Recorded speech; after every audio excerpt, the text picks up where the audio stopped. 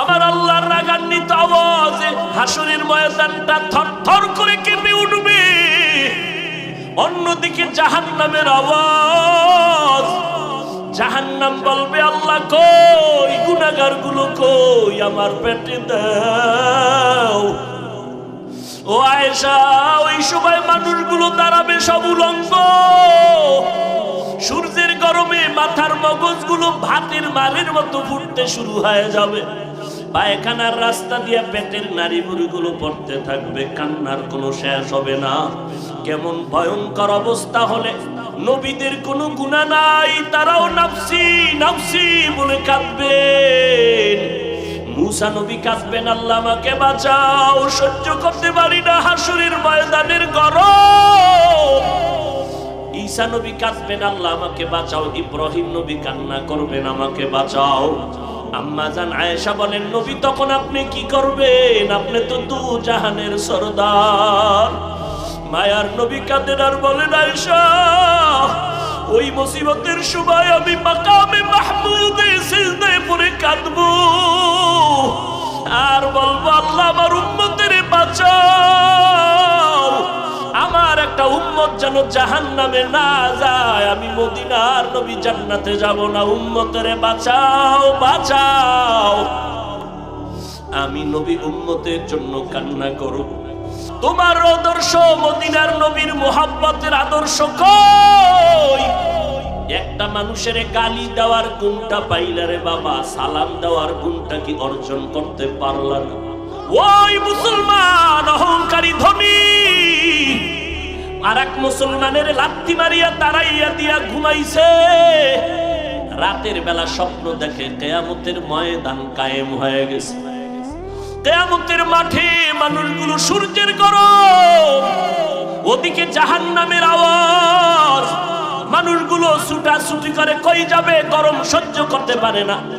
সেই মুসলমান অহংকারীটা নজর করে দেখে হাসরের মাঠের এক পাশে একটা সুন্দর বিল্ডিং দেখা যায়। সূর্যের গরম থেকে আত্মরক্ষার জন্য দৌড়াইয়া বিল্ডিং এর কিনারায় হাজির। গিয়া কয়, দারোয়ান তার দরজাটা খোল, আমি একটু ভেতরে ঢুকে আরাম করবো, আমি সহ্য করতে পারি না গরম। দারোয়ান কয়, এই বিল্ডিং তোমার না? দেখছনি নাম লেখা আছে? কয়, জানি না, বুঝি না, কার নাম? কয়, আল্লাহর পথে গরিবের যারা সাহায্য করবে তাদের জন্য এই বিল্ডিং। আল্লাহর বান্দার ঘুম ভেঙে গেছে, ঘুমের মধ্যে চোখে দেখে পানি, পাগল হয়ে গেছে। কি অপরাধ করেছি? আমার মুসলমান ভাইকে কাঁদাইছি। এইবার সকাল বেলায় হলে দৌড় দিব। সকাল হতে না হতে একটা দৌড় দিয়া মুসলমানের বাড়ির দরজায় গিয়ে কয়, ভাই আমারে মাফ করিয়া দে, তোর ইফতারি হয়েছিল নি? কয় হয়েছিল। কে টাকা দিছে? কয় তোমার জানিয়া লাভ নাই। কয় দিছে কে একটু বল। কয় ওই এলাকার এক বিধর্মী আমারে দিছে। এইবার কয়, আমারে মাফ কর। আমি কি মাফ করবো, আমার তো ইফতারি হয়ে গেছে। ওইবার লোকটা মুসলমান অহংকারী দৌড়াইয়া গেছে বিধর্মীর ঘরে। বিধর্মীর ঘরে গিয়ে কয়, ভাই আমারে বুঝি সর্বনাশ করেছ? বিধর্মীকে সর্বনাশ আমি করি নাই, হলে তুমি নিজেই সর্বনাশ হয়েছ। কি ব্যাপার? কয়, তুমি কয় টাকা দিছো গরিবের? কয়, জানার দরকার কি? আমি ফিরাইয়া দিতে চাই। কয়, না আমি তো দাবি রাখিয়া টাকা দেই নাই, তুমি ফিরাইয়া দিবা কেন? গতকালকে লোকটারে কাদাইয়া ফিরাইয়া দিছো, এখন এত মায়া কেন? বিল্ডিং দেখা পাগল হয়ে গেছে। মুসলমান আশ্চর্য হয়ে গেল, বিল্ডিং দেখেছি ঘুমের ঘরে আমি, আর তুমি বিধর্মী কেমনে বুঝছো আমি বিল্ডিং দেখেছি? বিধর্মী কয়, মুসলমান আমাকে আর বিধর্মী বলে ধাক্কা দিস না রে মুসলমান, আমি এখন আর বিধর্মী নাই। বলে, তো কি হয়েছে? বলে, আমি যখন গরিবের টাকা দিছি আমার কলিজাটা ঠান্ডা হয়ে গেছে, কারণ এমন একটা মুহূর্তে আমি সহযোগিতা করেছি যেই মুহূর্ত ইফতারির টাইম। রাতের বেলা যখন আমি ঘুমাইছি, ঘুমের ঘরে দেখি মদিনাওয়ালা নবী হাজির। মদিনার নবী এসে আমার হাত ধরে কয়, কালেমা পড়। আমারে মায়ার মদিনার নবী এসে কালেমা পড়ায় দিয়েছে, আমি সজাগ হইয়া দেখি আমার জবানে কালেমা চলতেছে। আর আমাকে দেখাইছে তোর জন্য জান্নাতে বিল্ডিং।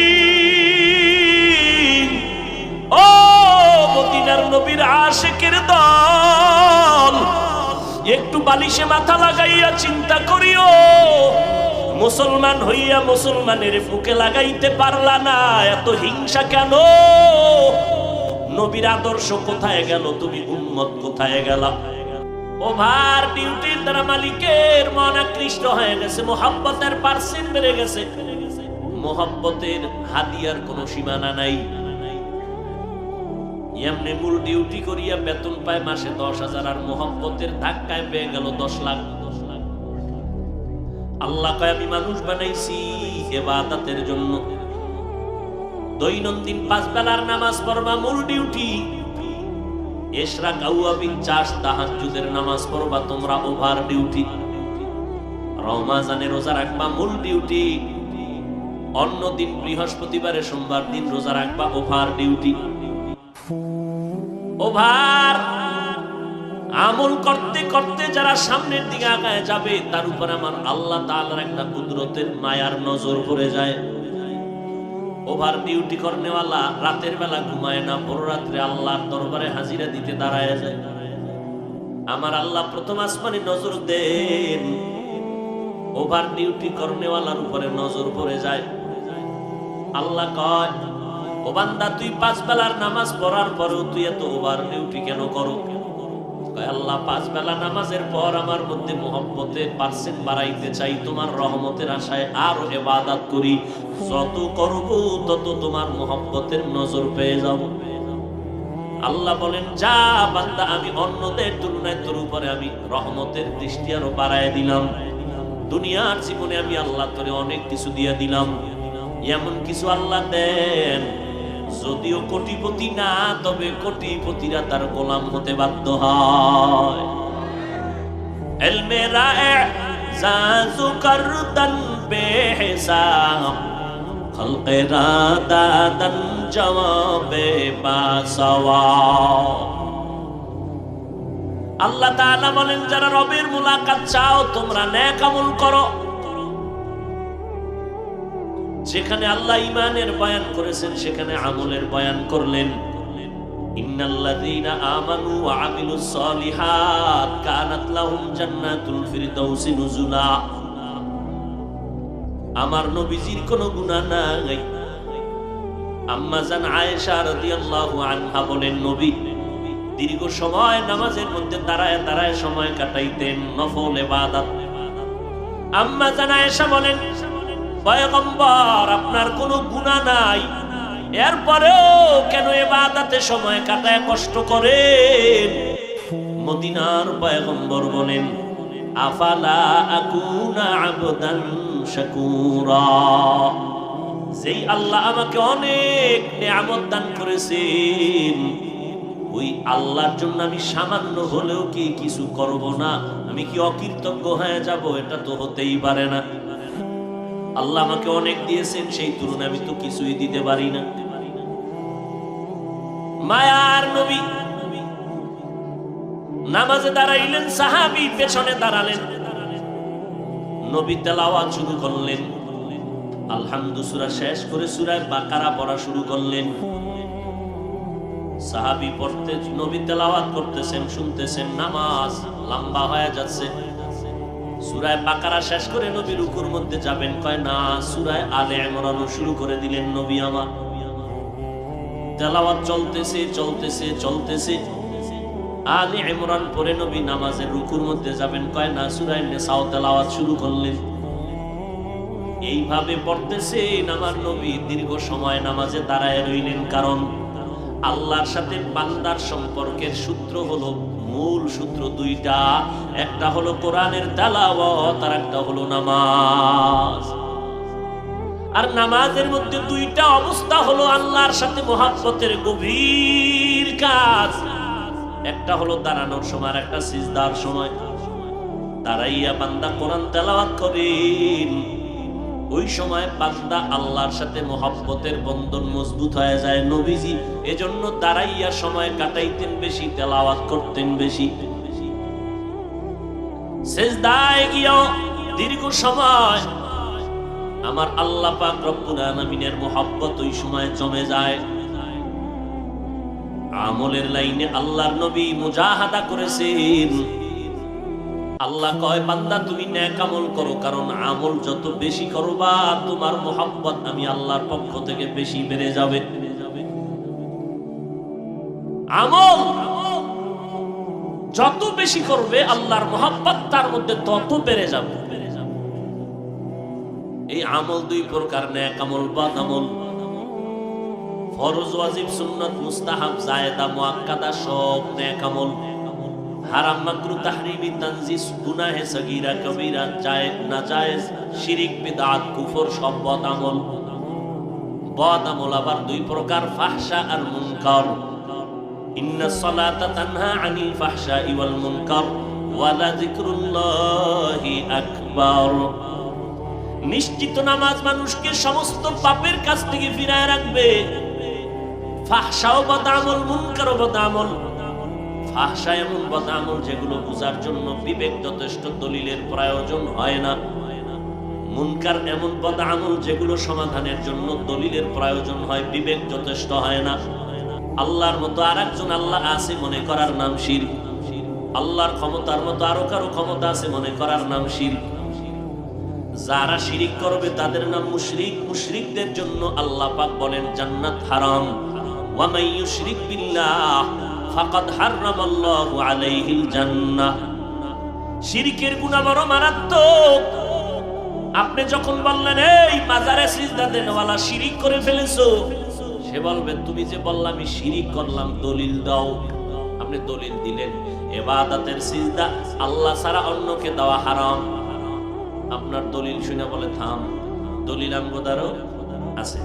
কি বলে? আমরা যে পীরের কদমে বা মাজারে সিজদা দেই, এটা ইবাদতের জন্য দেই না, সম্মানের জন্য দেই। সম্মান। এবার আপনি বলবেন তুমি যে সম্মানের দলিল দিলা, বললা দলিল পেশ করো, বলে নাও দলিল নাও।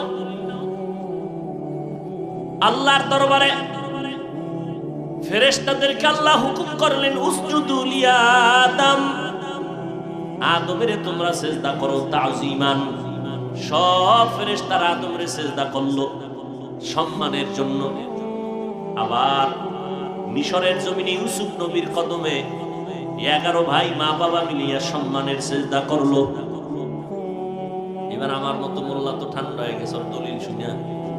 আদম নবীর সিজদা করছে সম্মানের, তো বিশ্বাবরে করলে অসুবিধা কি? অসুবিধা কি? এই আরেক জ্বালা। এখন ভালো আলেম যদি হয় তাকে ডেকে বলবে দিগায় তুমি যে দলিল দিয়েছো ফেরেশতারা আদমরে সিজদা করেছে, ইউসুফ নবীরে 11 ভাই সম্মানের সিজদা করেছে, একটু আমাকে জবাব দাও, তুমি আদম নবীর উম্মত নাকি ইউসুফ নবীর উম্মত? অবশ্যই বলবে আমি মুহাম্মদের উম্মত। এবার শুনে নাও, সম্মান বুঝি না, ইবাদত বুঝি না, যে কোনো ভাবেই হোক আল্লাহ ছাড়া কপাল দিয়া অন্যকে সিজদা দেওয়া মুহাম্মদি শরীয়তে হারাম। আমরা প্রথম কথা একমত হয়ে গেলাম, আমার নবীর মতো বড় কোনো পীর গোটা দুনিয়াতে। সবাই একমত। 2 নাম্বার কথায় আমরা একমত হয়ে গেলাম, জমিনের মধ্যে আমার নবীজির মাজার মোবারক থেকে দামি কোনো মাজার নাই। বলেন এই জমিনে দরবার শরীফ আছে না নাই? মদিনার দরবার থেকে দামি দরবার কোনটা? নাই। বুঝে শুনে বলছেন তো? আমার নবীর মদিনার দরবার থেকে দামি কোন দরবার জমিনে নাই। এই 3টা কথা একমত হইয়া এবার বলো, আমার নবীর মাজার, আমার নবীর দরবারের মধ্যে কি পরিমাণ সিজদা চলে? মাজারে সিজদা দিলে যদি আল্লাহ খুশি হয় তাহলে শ্রেষ্ঠ মাজার আমার নবীর মাজার, সেখানে প্রথম সিজদাটা দাও, তারপরে অন্যকে দাও। মাজারে মোমবাতি জ্বালাইলে যদি আল্লাহ খুশি হয়, বড় একটা মোমবাতি জ্বালাইয়া বানাইয়া বিমান ভাড়া করে মদিনার রওজায় গিয়া আগে মোমটা জ্বালাও। মাজার দরবারে গরু কাটবা, উট কাটবা, দুম্বা কাটবা যদি বরকত মনে করো, তাহলে মদিনার দরবারে আগে দুম্বা কেটে খাওয়াও। জাতি বলো মদিনার নবীর দরবারে আর মাজারে সেজদা চলেনি, মোমবাতি জ্বলেনি। দুনিয়ার মাজারে আর আল্লাহর নবীর মাজারে আর দরবার শরীফে যা কিছু চলে না, সেজদা চলে না, মাজারে মোমবাতি জ্বলে না। নবীর মাজারে নবীর দরবারে যা চলবে না, দুনিয়ার অন্য কোন দরবারে আর মাজারেও তা চলতে দেওয়া হবে না। আমার আমল, আমার কাজ যদি একমাত্র আল্লাহর জন্যই হয়, সব আমল কার জন্য? আল্লাহর জন্য, মানে আল্লাহর সন্তুষ্টির জন্য। আমার আমল দ্বারা কে খুশি হবেন? আল্লাহ। আর আল্লাহ বান্দার আমলের দ্বারা তখনই খুশি হবেন যে আমলটা রসুলের তরিকায় হয়। কার তরিকায়? পৃথিবীর আর কারো তরিকা মানা যাবে না, একমাত্র মদিনার নবীর তরিকায় বান্দা আমল করো। মদিনাওয়ালা নবীর তরিকা এত সুন্দর, জমিনের মধ্যে যত আদর্শ আর তরিকা সবগুলো নাপাক, একমাত্র মদিনাওয়ালা নবীর তরিকাই হলো আদর্শ, হলো পাক। দুনিয়ার মানুষের আদর্শ নাপাক কেন? কয় মানুষটাই নাপাক, জিহ্বা নাপাক, অন্তর নাপাক, দিমাগ নাপাক। মদিনার নবীর আদর্শ কেন পাক? কারণ আমার নবী পাক। কেমন পাক আমার নবী? 63 বছর হায়াতে আমার নবী জিন্দেগিতে ভুলেও একটা মিথ্যা কথা বলেন নাই। এমন একজন নেতার নাম কও যে জীবনে মিথ্যা কথা বলে নাই? জীবন নি। ঘুমের থেকে ওইটা নেতারে ফোন দিলাম, টাকা লাগবে 20,000, কই আছেন? মোবাইল কানে লাগায় ঘরে বয়ে, আমি জমিনের উপরেই নাই। জাগাত মিছা কথা বলে দিল দিনের বেলা মোবাইলটা কানে লাগায়া। এই মোবাইলের দ্বারা কি পরিমাণ মিথ্যা কথা চর্চা হয় তার কোনো সীমানা নাই। এর এলাকার মুসলমান ওর যুবক, কেমন একজন নবী পাইলি চিনলি না রে যুবক? আম্মা জান আয়েশা রাদিয়াল্লাহু আনহা বলেন, নবীজির ঘাম থেকে মিশকের ঘ্রাণ বোতলের মধ্যে ভরে রাখতাম, আর আমরা বড় বড় অনুষ্ঠানে ওই নবীর ঘাম মোবারক আতর হিসাবে ব্যবহার করতাম। কেমন মায়ার নবী আমার, যেই নবীর জন্য আসমান জমিন গ্রহ নক্ষত্র সব পাগল পাড়া হয়ে গেল। আমার নবীর চেহারা মোবারকের দিকে কেউ যদি নজর দেয়, দীর্ঘ কয়েকদিনের উপবাসের ব্যক্তির পেটের ক্ষুধা নিবারণ হয়ে যায়। কেমন একজন নবী আমার, যেই নবীর জন্য গর্তের পিপিলিকা পর্যন্ত আল্লাহর কাছে আরজি করে নবীর রওজা দেখবে, বাইতুল্লাহ দেখবে। কেমন একজন নবী পেছনে যুবক, কপাল বড় খারাপ, সেই নবীকে চিনতে পারো নাই। আজকে আমি তোমার পায়ে হাত রেখে রেখে, না ঘুম আছে না খানা আছে, দিন নাই রাত নাই, 12টা মাস দৌড়াইয়া দৌড়াইয়া তোমাদের পায়ে ধরে ধরে এই কথা বলি না যে 5 কুল্লি মাথায় দাও। 5 কুল্লি মাথায় না দিলে গুনাহ হবে, এই কথা তো জীবনেও বলি নাই। কওমি মাদ্রাসায় না পড়লে গুনাহ হবে বলি নাই। লম্বা জামা না পড়লে তুমি জাহান্নামে যাইবা বলি নাই। দেওবন্দীদের কাছে না গেলে গুনাহ হবে একবারও বলি নাই রে বাবা। তাবলিগে না গেলে, নানুপুর চরমনাই কোন পীরের কাছে না গেলে তুমি জাহান্নামে যাইবা তাও বলি নাই। সারাটা দেশ ঘুরে ঘুরে বিনয়ের সাথে বয়ান করি, মনে হয় যেন তোমার টাকার কেনা গোলাম।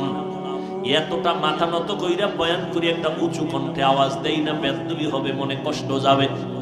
এরপরেও দুই একটা কথায় কষ্ট লাগে কিনা বারবার ক্ষমা চাই, মোনাজাত আল্লাহর কাছে ক্ষমা চাই। এত বিনয় হইয়া গোটা জাতিকে 2টা শব্দ কলবে ঢুকাইতে চাই, 2টা স্লোগান কলবে ঢুকানোর জন্য সারা দেশে দৌড়াই। 1 নাম্বার স্লোগান, এরে আল্লাহর গোলাম, দুনিয়াতে যতদিন বেঁচে থাকবা গোলামি করবা আমার আল্লাহর। জমিনে যতদিন বেঁচে থাকবা আদর্শ মানবা মদিনাওয়ালা নবী। আর কারো গোলামি চলবে না। মদিনার নবীর আদর্শ ছাড়া আর কোনো আদর্শ মানা যাবে না। দুনিয়ার মানুষ আদর্শ বানাইয়া মানুষের সামনে বিক্রি করে দেয়, আবার কয়েক বছর পরে সংশোধনী লাগবে, আগের আদর্শ ভালো না, নতুন আপডেট করা লাগবে। কিন্তু মদিনার নবীর আদর্শ এত পারফেক্ট এবং পাওয়ারফুল, কিয়ামত পর্যন্ত যদি নবীর আদর্শ মানতে পারো, খোদার কসম বিনা হিসাবে আল্লাহ জান্নাত দিবেন, দুনিয়ায় শান্তি দিবেন।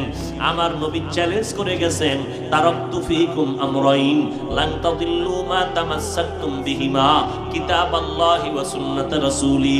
আল্লাহর কোরআন আর মদিনার আদর্শের সুন্নাত যদি ধরে রাখতে পারো, ঈমান ধ্বংস হবে না, তোমার ইজ্জত নষ্ট হবে না। এই বর্তমান দুনিয়াতে খোদার কসম করে বলি, যার কাছে মদিনার সুন্নাত যেই পরিমাণ আছে, ওই বান্দা বান্দি ওই পরিমাণ সম্মান আর শান্তিতে আছে। টাকায় শান্তি দেয় না। ওই 10 তলা বিল্ডিং করে কি লাভ হবে, যেই বিল্ডিং এর দরজার সামনে দুদকের চিঠি এসে হাজির। ওই টাকা পয়সার মালিক হয়ে কি লাভ হবে, যেই টাকার পেছনে গরিবের চোখের পানি, গরিবের কলিজা আঘাত মেরে তুমি টাকা নিয়া বলো ওই টাকা দিয়ে কি শান্তি হবে রে বাবা? ও আল্লাহর বান্দা, শান্তি আমার আল্লাহ দিবেন, তবে মুহাম্মদের আদর্শ মানতে হবে, না হয় হবে না। মুহাম্মদের আদর্শ এত সুন্দর, ও আল্লাহর বান্দা, নবীর আদর্শের টুপি দাঁড়িয়ে এত সুন্দর। আজকে যারা নবীর সুন্নাত অনুযায়ী চলে, তাদের মতো সুন্দর আর কাউকে লাগে না রে বাবা। ও যুবক, আমি বলি না তুমি মাদ্রাসায় আসো, স্কুল কলেজ বন্ধ করে দাও, না, একবারও বলি না। বরং তুমি স্কুলে পড়ো, কলেজে পড়ো, ডাক্তারি পড়ো, ইঞ্জিনিয়ারিং পড়ো, আমি দোয়া করি আলহামদুলিল্লাহ এই লাইনটায় থাকো। তবে অনুরোধ একটা, মা বাবার দোয়া নিয়ে চলবা, উলামায়ে আহলে হকের পরামর্শ নিয়ে 5 বেলার নামাজ পড়ো। বলতে পারো যুবক ভাই কেমনে করবে, এত ব্যস্ত। তোমাকে দিয়া বুঝাই, তোমার ক্লাসে ছেলে মেয়েরা স্কুল কলেজে পড়ুয়া, 5 বেলার নামাজ পড়নেওয়ালা। মিথ্যা কথা বলবা না, সত্য বলো, আসেনি? তোমার স্কুল কলেজের ছেলে মেয়েরা যদি লেখাপড়ার পাশাপাশি 5 বেলার নামাজ পড়ে, বলো বাবা তুমি কেন পারবা না? তোমার আমার মতো যুবক রাস্তায় গাড়ি চালায়, ড্রাইভারি করে, আজান হয়ে গেল গাড়ি বন্ধ করে যাত্রী সহ মসজিদে গিয়া নামাজ আদায় করে, অভাব নাই, বলো বাবা তুমি কেন পারবা না? এরে নবীর উম্মতের দল, আমার মায়ার নবীর আদর্শ এখনো তুমি অর্জন করতে পারলা না। হাসরের ময়দানে নবীর দরবারে কেমনে দাঁড়াইবা? ও পর্দার আড়ালের আম্মা জানেরা, আপনারা নবীদের মা, সাহাবায়ে কেরামের মা, আউলিয়ায়ে কেরামের মা, হাফেজে কোরআনের মা, আপনারা আয়েশা রাদিয়াল্লাহু আনহার মতো নারী, ফাতেমা রাদিয়াল্লাহু আনহার মতো নারী, খাদিজা রাদিয়াল্লাহু আনহার মতো নারী, ইসলাম আর মুহাম্মদ এত পরিমাণ নারীর মর্যাদা ইজ্জত দান করেছে, দুনিয়ার কোন ধর্মে নারীর মর্যাদা দিতে পারে নাই। কিয়ামতের দিন জান্নাতের 8টা দরওয়াজা খোলা, 4 জন নারীকে ডাকবে, আসো। জান্নাতের 4টা দরজা, 8টা দরজা খোলা হবে, 4 জন নারীকে বারবার 8টা দরজা দিয়া ডাকবে, আসো ভেতরে তোমার মেহমান খানা তৈয়ার। ওই 4 জন নারীকে ডাকা হবে, হিসাব লাগবে না, বিনা হিসাবে ঢুকে যাও। এর মধ্যে একজন নারী খাদিজা রাদিয়াল্লাহু আনহা। এরে পর্দার আড়ালের আম্মা জান, কিয়ামতের দিন আমার আল্লাহ যদি বলে দাঁড়াও, এমন একজন ব্যক্তি দাঁড়াও, আমি আল্লাহ দেখবো সেই ব্যক্তিটা আমার মুহাম্মদের হাতে প্রথম কালেমার দাওয়াত কবুল করেছে। কে করেছো? দাঁড়াও। হাসরের ময়দানে আমি আল্লাহ কোটি মানুষের সামনে পরিচয় করাবো, দুনিয়ার কোন পুরুষ দাঁড়াতে পারবে না। একজন নারী দাঁড়ায় বলবে আমি দাওয়াত কবুল করেছি মুহাম্মদের হাতে প্রথম, আমি সেই খাদিজা পয়গম্বরের বিবি। আল্লাহ যদি বলে নবীর হাতে কালেমাওয়ালা কোন মুসলমান আমার নবীর আদর্শের দিন জমিনে বাস্তবায়ন করতে গিয়ে বেঈমানের মোকাবেলায় শাহাদাত বরণ করেছো, রক্ত দিয়ে দিন জিন্দা করছো, শহীদের দরজায় কোন ব্যক্তি প্রথম জীবনটা বিলায় দিছ আমার মুহাম্মাদের দিন কায়েমের জন্য, দুনিয়ার কোন পুরুষ দাঁড়াতে পারবে না, একজন নারী দাঁড়ায় যাবেন। সুমাইয়া রাদিয়াল্লাহু আনহা বলবে আল্লাহ মুহাম্মদের দ্বীনকে জিন্দা রাখার জন্য আমি প্রথম আমার জীবনটা বেঈমানের মোকাবেলায় যুদ্ধের ময়দানে বিলায় দিয়েছি। এরে পর্দার আড়ালের আম্মা জান, মনটা কি চায় না একজন আদর্শ সন্তানের মা হয়ে কবরে যাবেন? আপনার সন্তানকে ডাক্তার বানান, আলহামদুলিল্লাহ। আপনার সন্তান ইঞ্জিনিয়ার হবে, আলহামদুলিল্লাহ। আপনার সন্তান একজন প্রফেসর হবে, আলহামদুলিল্লাহ। ও আম্মা জানেরা, আপনার সন্তানটাকে আপনি ডাক্তার ইঞ্জিনিয়ার বানাইয়েন, তবে অনুরোধ বেয়াদব বানাইবেন না। আপনার সন্তানের ব্যবহারে যেন আলেম ওলামারা কষ্ট না পায়, আপনার সন্তানের আচরণে যেন এলাকার কোনো মুরব্বীরা কষ্ট না পায়, আপনার সন্তানের ব্যবহারে যেন অন্য সন্তান কষ্ট না পায়। আম্মা জান, ইমাম গজালি রহমাতুল্লাহি আলাইহি বলেন, প্রত্যেকটা সন্তানের জন্য মা হলো প্রাথমিক শিক্ষিকা। কারণ একটা সন্তান মা বাবার তুলনায় মায়ের কাছে সময় দেয় বেশি, সন্তান মাকে ফলো করে চলে বেশি। এই জন্য বাবার তুলনায় মাকে আদর্শবান হতে হবে বেশি। এরে আম্মা জান, অমুক ডিসি সাহেবের ব্যবহার ভালো, ওসি সাহেবের ব্যবহার ভালো, অমুক ওসি সাহেব এসপি সাহেবের ব্যবহার ভালো, চেয়ারম্যান সাহেবের ব্যবহার ভালো। খোদার কসম, যত ভালো ভালো বলতেছেন সব ভালোর পেছনে মায়ের অবদান আর কারণ। মদিনাতুল মুনাওয়ারা থেকে কালেমার দাওয়াত নিয়ে ভারতের জমিন হিন্দুস্তানে আসলেন খাজা মুঈনুদ্দিন আজমিরি রহমাতুল্লাহি আলাইহি। কালেমার দাওয়াত দিতে দিতে লক্ষ লক্ষ বিধর্মী তার হাতে মুসলমান হতে লাগলো। খাজা মুঈনুদ্দিন চিশতি আজমিরি রহমাতুল্লাহি আলাইহি মায়ের কাছে গিয়ে আনন্দিত। মা ডেকে বলে, ও মুঈনুদ্দিন, এত আনন্দিত কেন? বলে, আম্মা জান, আজকে এই ভারতবর্ষে কালেমার দাওয়াত দেওয়ার কারণে বহু লক্ষ লক্ষ বিধর্মী আমার হাতে কালেমা পড়েছে। আম্মা জান বলে, খাজা মুঈনুদ্দিন, এই বাহাদুরি তোমার না, আমি মায়ের অবদান। মুঈনুদ্দিন বলে, আম্মা জান, কি আপনার অবদান? খাজা মুঈনুদ্দিনের মা ডেকে বলে, সন্তান, তুই আমার গর্বে যেদিন আসরে বাবা, আমি মা রাতের বেলা ঘুমাই নাই, সিজদায় পড়ে মালিকের কাছে দোয়া করেছি, আল্লাহ আমার সন্তানকে তুমি কুতুবুল আলম বানায় দিও। দুনিয়াতে আসার পরে আমি মা তোকে যতদিন দুগ্ধ পান করাইছি, একটা ফোঁটা দুধ বিনা অজুতে তোর মুখে দেই নাই। এরে আম্মা জান, ওই মায়ের দোয়া, ওই মায়ের আদর্শ নিয়া ও যুবক সামনে আগাও। মায়ের দোয়া ছাড়াই চেয়ারে বসতে পারি নাই রে যুবক। ওই মা বাবার চোখের পানি আর দোয়ার কারণে আল্লাহ এত সম্মান দান করেছেন। ওই মা বাবার দোয়ার কারণে তুমি মাওলানা, তুমি মুফতি, তুমি মুহাদ্দিস, তুমি শাইখুল হাদিস, তুমি একজন ইঞ্জিনিয়ার, বড় ডাক্তার, বড় সম্মানের চেয়ার পেয়েছো। পরীক্ষায় ভালো নাম্বার পেয়েছো, পেছনে তোমার মায়ের কান্নাওয়ালা দোয়া। ওই মায়ের দোয়া ছাড়া সামনে রাস্তা অগ্রসর হওয়া যাবে না। অতএব স্কুল কলেজে যারাই পড়ো রে যুবক, এখন থেকেই তৈরি হইয়া যাও রে বাবা। নবীর তরিকার উপরে চলবা, মা বাবার দোয়া নিয়ে সামনে আগাবা। আমার মায়ার নবীর আদর্শ এত সুন্দর, জমিনের মধ্যে নবীর আদর্শের মতো সুন্দর আদর্শ নাই। লক্ষ লক্ষ বিধর্মীরা নবীর আদর্শের পাগল। কি দুঃখ, কি দুঃখ গো, আমার নবীর আদর্শ কই? আর চট্টগ্রামের আশিকে রাসূল তোমরা কই? মাত্র 13টা বছরে মক্কার ভেতরে দ্বীনের আওয়াজ। নবী জীবনে গালি দেয় নাই। আমার নবীর সুন্দর ব্যবহারে বেঈমানেরা দলে দলে মুসলমান হয়ে গেছে।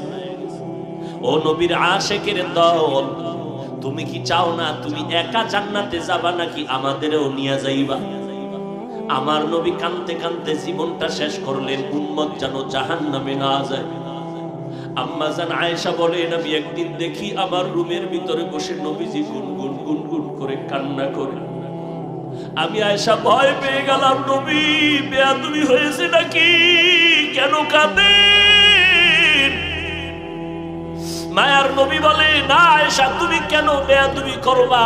আয়েশা বলে, নবী আমার বয়স অনেক কম, 6 বছরে আপনার সাথে আমার বিবাহের বন্ধন হয়েছে, 9 বছরে আমি আপনার ঘরে আসলাম, আমার এই বয়সে ভুল হতে পারে, এই জন্য না জানি কোনো কষ্ট কয় না রে আয়েশা। নবী তাহলে আপনি কেন কাঁদেন?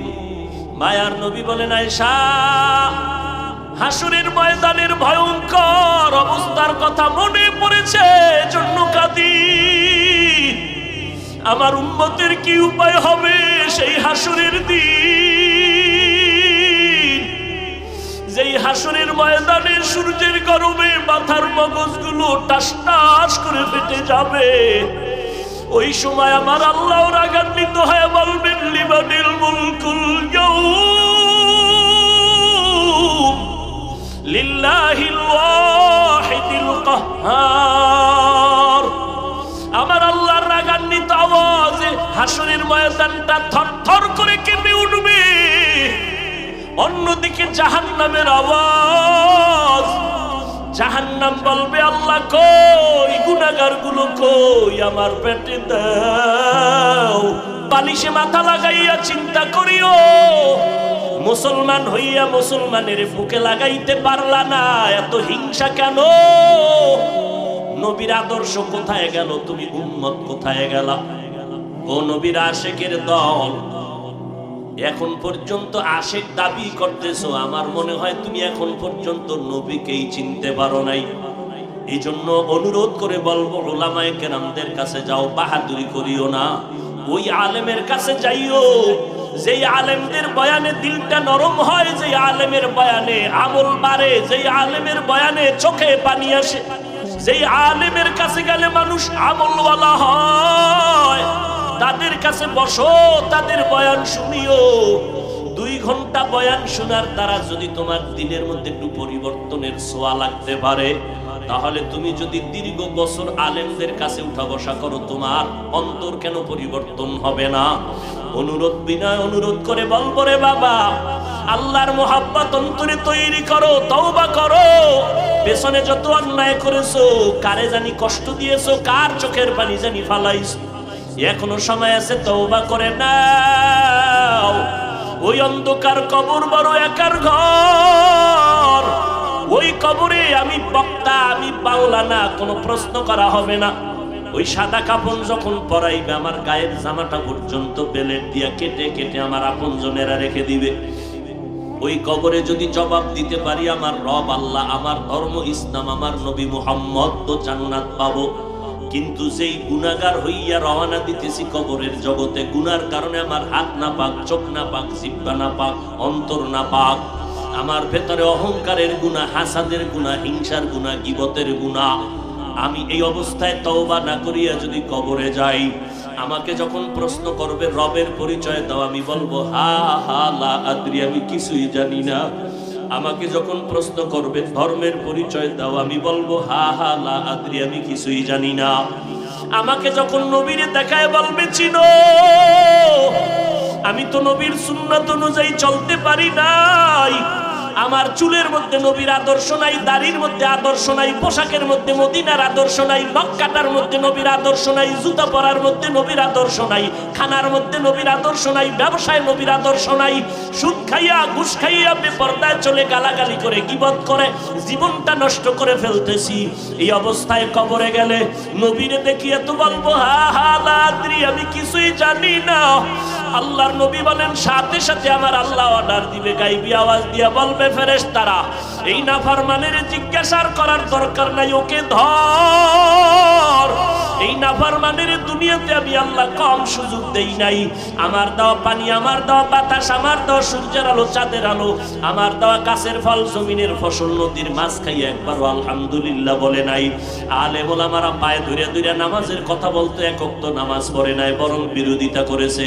যে এখন আর দেরি না করিয়া এই নাফরমানের কবরে জাহান্নামের বিছানাটা দাও, জাহান্নামের সাথে রাস্তা বানায় দাও।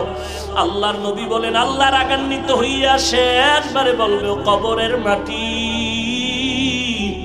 এই গুনাহগারের 2 পার্শ্ব থেকে জোরে জোরে চাপ দাও। ও আল্লাহর বান্দার একটা মশার কামড় সইতে পারি না, দুনিয়ার গরম সইতে পারি না, কবরের মাটির চাপ কেমনে সহ্য করবারে বাবা।